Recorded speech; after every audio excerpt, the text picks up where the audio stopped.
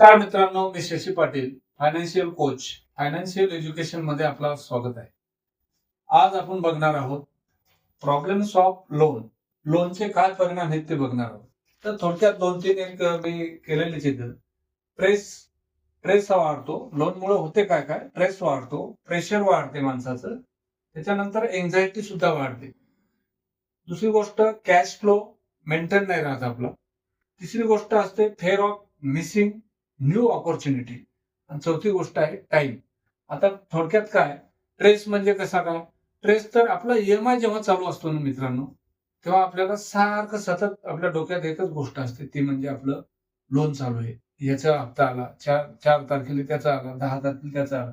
त्याच्यामुळे प्रेशर निर्माण होते आणि त्याच्यामुळे एक एन्झायटी, चिडचिडेपणा निर्माण होतो. दुसरी गोष्ट, आपला कॅश फ्लो हा मेंटेन राहत नाही. का तर तुमचे ते पैसे सारखे लोन मध्येच गेलेले असतात, म्हणजे तो कॅश फ्लो मेंटेन व्हायचा प्रश्नच राहत नाही. दुसरी गोष्ट असते fear of missing new opportunity. म्हणजे काय, तर एखादी चांगली ऑपॉर्च्युनिटी आली, आपण ती मिस केली, तर आपल्याला त्याचं हे होतं, असं भीती वाटल्यासारखं होते की बाबा चला, आपण हे गोष्ट केली असती तर आपण एक प्लॉट घेऊन ठेवला असता थोडक्यात, आणि इथे आता याचे 1 कोटी भाव झाले. तर ही आपली भीती झाली, ती आपल्या मनातली एक फेअर ऑफ मिसिंग म्हणतात त्याला.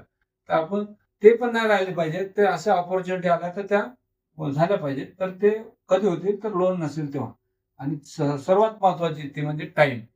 टाइम हा असा एक टाइम इज मोर दॅन मनी म्हणतो ना आपण. तर टाइम आपण अगोदरच विकलेला असतो, कोणाला तर बँकेला.